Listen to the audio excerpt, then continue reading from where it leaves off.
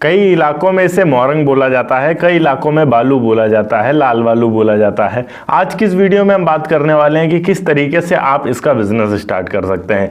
India में 900 million ton की annually खपत होती है इसकी, इसलिए डिमांड काफ़ी बड़ी मात्रा में है। तो आज की इस वीडियो में हम A to Z चीज़ें समझने वाले हैं इस बिज़नेस के बारे में कि इसमें आपका कितना इन्वेस्टमेंट लगेगा। अगर आपके पास आपकी खुद की गाड़ी है तो आप कैसे इस बिज़नेस को शुरू कर सकते हैं। अगर आपके पास आपकी खुद की गाड़ी नहीं है तो आप कैसे इस बिजनेस को स्टार्ट कर सकते हैं, कितना इन्वेस्टमेंट, कितनी अर्निंग और कहां से आपको भरना होगा माल और कहां सेल करना होगा, सब कुछ। तो इस वीडियो को अंत तक जरूर देखिएगा। हेलो एंड वेलकम फ्रेंड्स, मेरा नाम अनूप सिंह और आप देख रहे हैं आपका अपना यूट्यूब चैनल।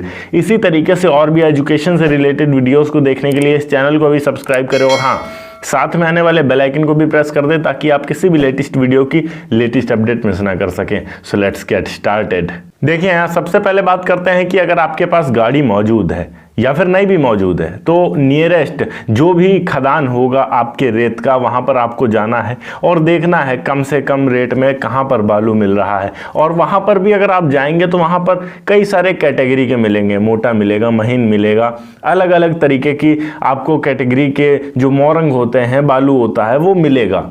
तो आपको सबसे पहले तो परख होनी चाहिए कि किस तरीके के बालू की डिमांड आपके मार्केट में सबसे ज़्यादा है। प्लास्टर में किस तरीके का मेनली क्या होता है कि महीन बालू यूज़ किया जाता है, चुनाई में नॉर्मल चल जाता है, या अगर कहीं कंक्रीट बनना होता है तो वहाँ मोटा भी चल जाता है। तो उस तरीके से आपको समझना है कि आपके एरिया में सबसे ज़्यादा रिक्वायरमेंट किस बालू की है और कौन सा आपको लेना चाहिए। अगर आपके पास परख नहीं है तो आप काफ़ी ज़्यादा घाटा उठा सकते हैं। तो सबसे पहले मार्केट समझना पड़ेगा और अपने खदान में जाकर आपको रेट पता करना पड़ेगा कि आपके नियरेस्ट जो खदान है वहां पर क्या रेट लोडिंग का पड़ता है। आगे मैं आपको बताने वाला हूं कि नॉर्मली कितना पड़ता है और कितने तक आप इसमें प्रॉफिट कमा सकते हैं, पर फिर भी आपको नियरेस्ट जाकर अपना जो भी है वहां पता कर लेना चाहिए एक बार। इस टाइप के बिजनेस को स्टार्ट करने के लिए मेनली हमें दो लाइसेंसेस की जरूरत पड़ती है। लाइसेंस एक होता है और दूसरा रजिस्ट्रेशन होता है।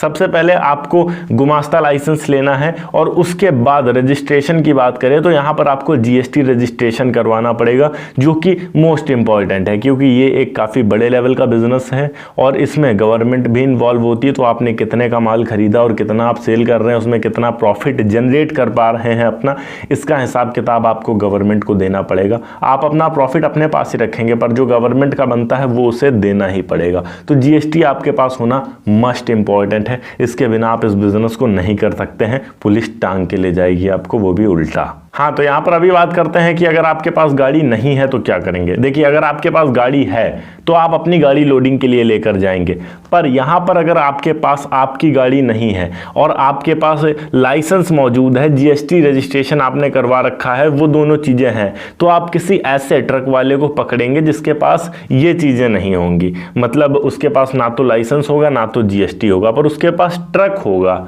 अब उस ट्रक वाले से आप कहेंगे कि हम पार्टनरशिप में माल भरकर ला सकते हैं। अगर आपके पास खुद की गाड़ी नहीं है तब 6 पहिया ट्रक होना चाहिए, इससे बड़े में आप ज़्यादा लोड नहीं कर सकते हैं। तो गवर्नमेंट के निर्देशानुसार आप 6 पहिया ट्रक में माल भरकर ला सकते हैं। तो 6 पहिया ट्रक वाले से आपको बात करना है और उसी में आप माल भरकर लेकर आएंगे। अभी उस ट्रक के साथ आपको जाना है, आपका जो नियरेस्ट खदान होता है वहाँ से माल भरना है। और आपके पास ऑप्शन यहाँ पर आता है कि सबसे पहले तो आप ऐसा कर सकते हैं कि जो छोटे छोटे से ट्रेडर्स होते हैं जो मोरंग का काम करते हैं, मोरंग, गिट्टी, बालू, सरिया, आप उन्हें डायरेक्ट मार्केट रेट में सेल कर सकते हैं। या फिर आप ऐसा कर सकते हैं कि कहीं बड़ा कंस्ट्रक्शन अगर चल रहा हो, कोई बड़ी कंस्ट्रक्शन कंपनी हो, कोई बहुत बड़ा सा बिल्डिंग बन रहा हो, तो आप वहाँ का जो कॉन्ट्रैक्टर होता है उसे डायरेक्ट सेल कर सकते हैं। उससे अगर आप सेल करते हैं तो थोड़ा सा और ज़्यादा महंगा आप सेल कर सकते हैं। तो आपका अगर किसी के साथ कनेक्शन बना हुआ है ऑलरेडी कि मैं माल लेकर आऊँगा और आपको दूंगा, तो आप डायरेक्ट उसे दे सकते हो।